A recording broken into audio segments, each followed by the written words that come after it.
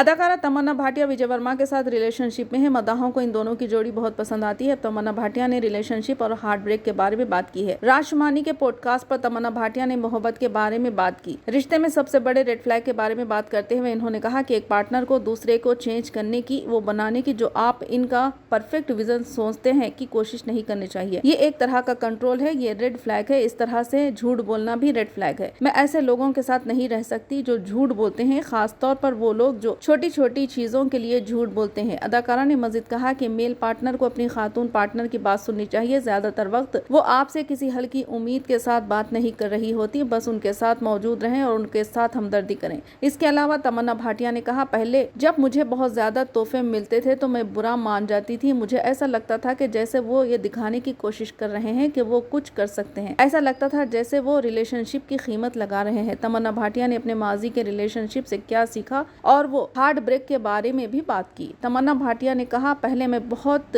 Giving partner थी, बगैर ये जाने कि दूसरा शख्स रिसीविंग पोजीशन में है या नहीं।